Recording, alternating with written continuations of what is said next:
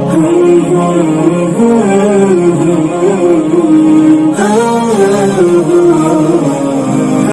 لله وكفى وسلام على عباده الذين اصطفى أما بعد أعوذ بالله من الشيطان الرجيم بسم الله الرحمن الرحيم كنتم خير أمة أخرجت للناس تأمرون بالمعروف وتنهون عن المنكر وتؤمنون بالله. عن أبي هريرة رضي الله تعالى عنه قال قال رسول الله صلى الله عليه وسلم إذا عزمت أمة الدنيا نزعت منها هيبة الإسلام وإذا تركت الأمر بالمعروف والنهي عن المنكر حرمت بركة الوحي وإذا تسابت أمتي سقطت من عين الله أو كما قال عليه الصلاة والسلام. محترم دوستو،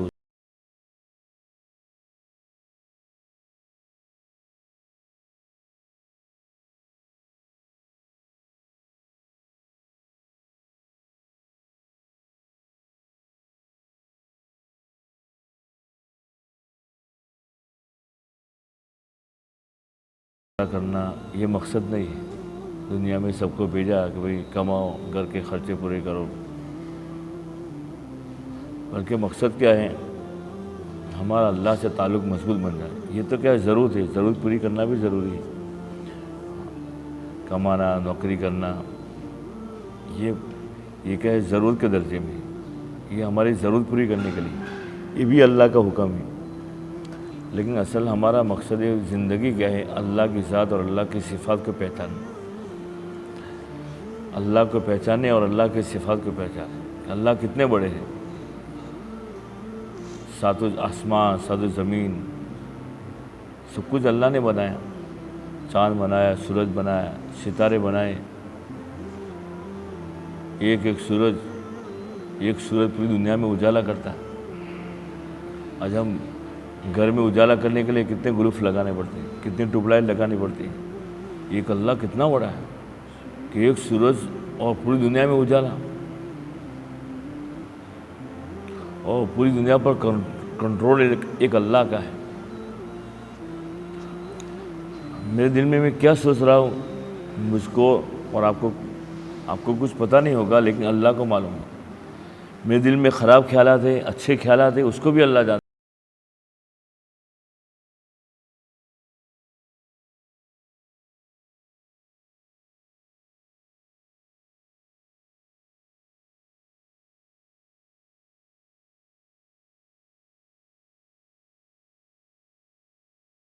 سب کے کاموں کو دیکھ رہا ہے.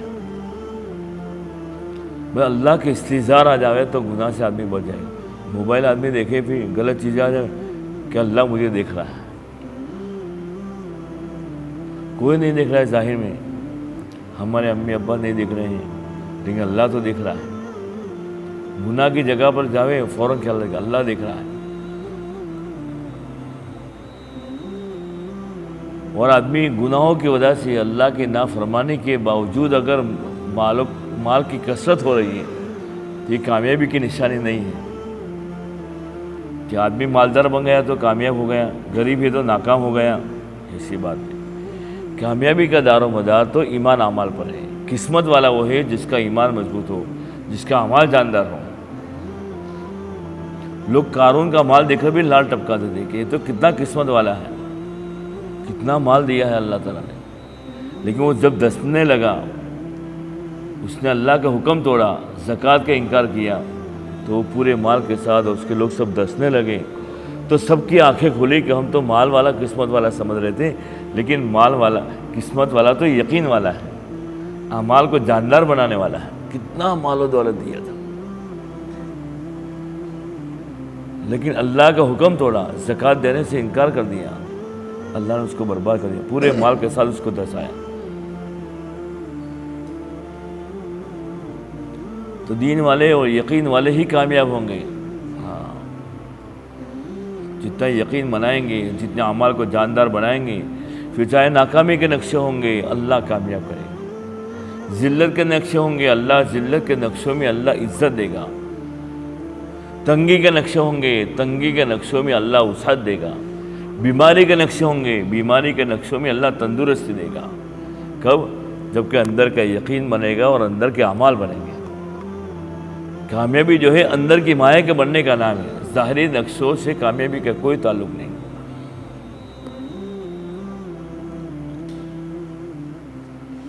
اس لیے ہمارے کاروبار بھی جو ہے وہ سلسلے تربیت نہیں ہے، سلسلے معرفت ہے کہ پلنے کا ذریعہ اسی سے ہم پلیں گے، ایسی بات نہیں کہ نوکری ہے تو نوکری سے ہمارے کام بنیں گے، ہم کو اللہ پاک نے کاروبار دے دیا تو اسی سے ہمارے کام بنیں گے۔ یہ پلنے کا سبب نہیں ہے، یہ اللہ کو پہچاننے کا ذریعہ ہے کہ اللہ کیسے پالتے ہیں، کیسے نقصان میں ڈالتے ہیں، کیسے تکلیفوں میں ڈالتے ہیں، کیسے آدمی کاروبار کرتے کہ بھئی قرض دار ہو جاتا ہے۔ بھئی پلنے کا ذریعہ ہوتا تو نقصان میں نہ آتا، قرض دار نہ ہوتا۔ کاروبار کرتے کرتے آدمی قرض دار ہو جاتا ہے۔ اللہ بتانا چاہتے ہیں کہ یہ اللہ کو پہچاننے کا ذریعہ ہے۔ تم نے کاروبار میں دین کو چھوڑا، حرام طریقوں کے اختیار کیا، جھوٹ بول کر کاروبار کیا، امانت داری کو چھوڑا، دھوکہ دینا شروع کیا۔ دھوکہ دے کر ظاہر میں تم کو لگا کہ بہت کما رہا ہوں، بہت دفعہ کما رہا ہوں، لیکن جب حساب کو جوڑا تو کہ میں بہت کھڈے میں چلا گیا۔ سب کچھ بیچنے کے باوجود بھی یہ کھڈا پورا نہیں ہونے والا ہے، بہت گھاٹے میں چلا گیا۔ 1 روپیہ بھیک مانگنے کی نوبت آ گئی۔ وجہ کیا ہوئی؟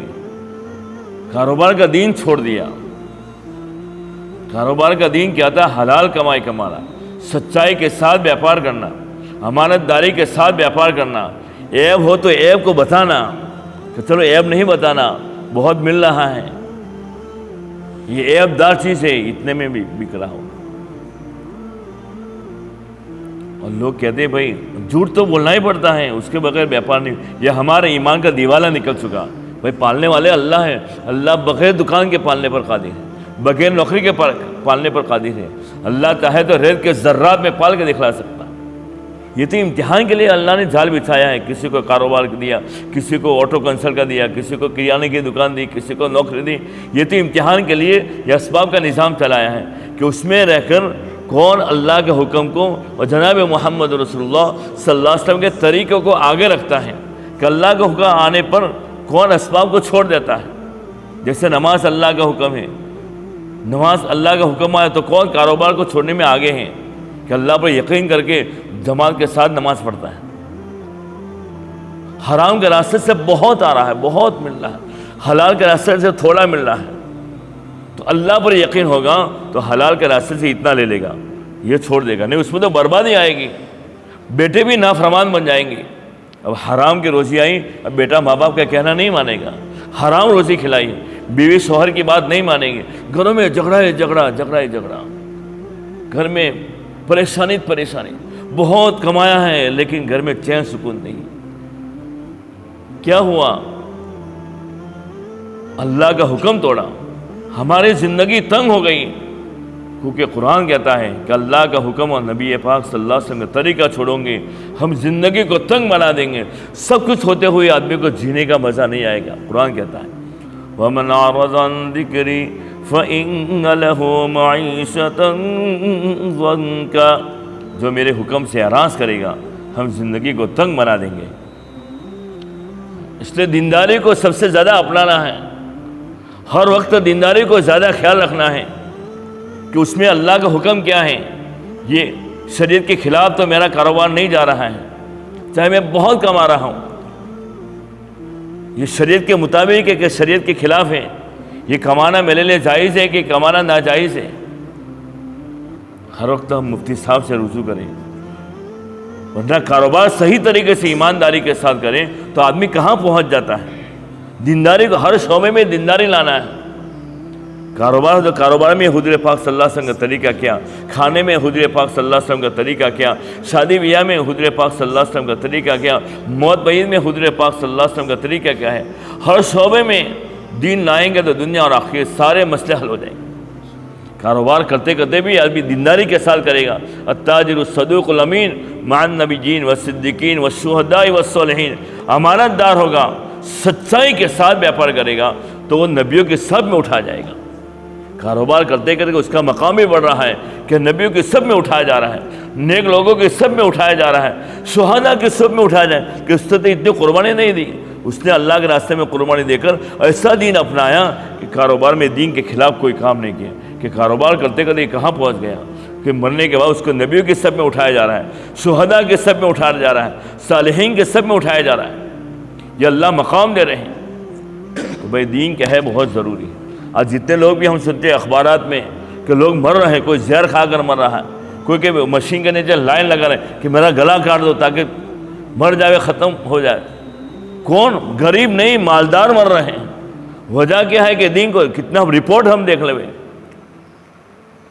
انٹرنیٹ پر ہم دیکھ لیں، جتنے بھی جو مر رہے ہیں زہر کھا کر مر رہے ہیں، یہ نہیں کوئی گھر میں کھانے کے فوفے ہیں، گھر میں روٹی بنانے کے لیے آٹا نہیں ہے، مالدار اور عجب و کروڑ پتی مر رہے ہیں زہر کھا کر، اور مشین کے نیچے لائن لگائی جا رہی ہے۔ وجہ کیا ہے؟ دین کو چھوڑا، دین کے خلاف کاروبار کیا ہے، حرام طریقے سے کمایا ہے، جھوٹ طریقے سے کمایا ہے، نمازوں کا دیوالہ نکل چکا ہے، جماعتیں چھوڑ دی، کمانے کا موقع تو تک نماز قضا کر دی، تو کیا ہوا؟ یہ ہمارا کاروبار حلال رہے گا کیا رہے گا؟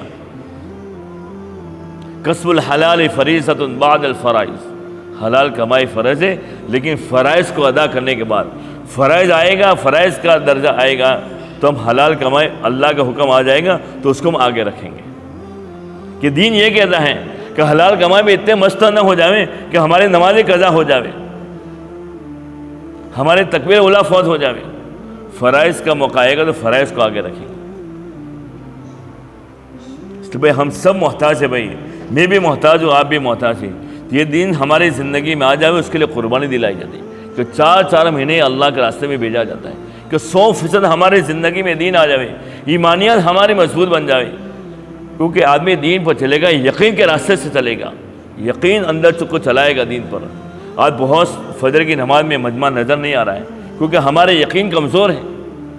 یقین مضبوط ہوگا تو آدمی پوری رات بے چین رہے گا کہ میری نماز قضا نہ ہو، میری نماز اگر چھوٹ بھی گئی، قضا بھی ہو گئی، بہت روئے گا اللہ کے سامنے کہ اللہ میری نماز آج جماعت کے ساتھ چھوٹ گئی، میری نماز قضا ہو گئی۔ اس لیے بھائی یہ یقین کو بنانا ضروری ہے۔ یقین پر، اعمال پر دنیا اور آخرت کے سارے مسئلے حل ہو جاتے ہیں، اور یقین والوں کو اور اعمال والوں ہوئی کو اللہ کامیاب کریں گے، دنیا بھی اچھی بنائے گا اور آخرت بھی اچھی بنائے گا۔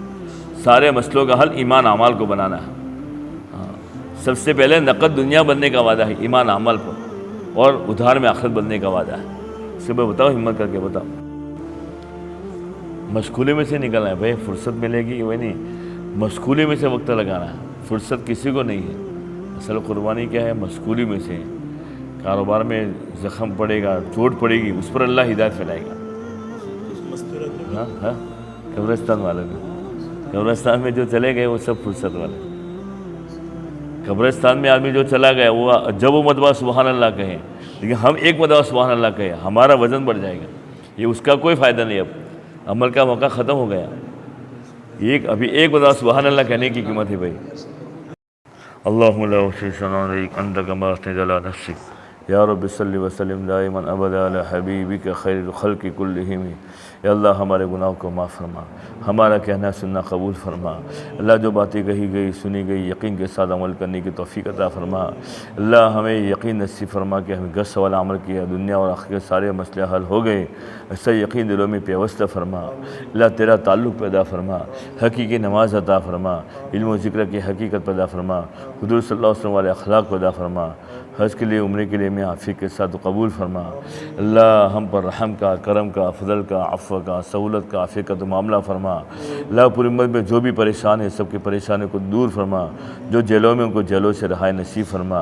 اللہ جنہوں نے اللہ کے راستے میں نکلنے کے لیے نام لکھا ہے ان کا نکلنا آسان فرما، غیب سے اسباب مہیا فرما۔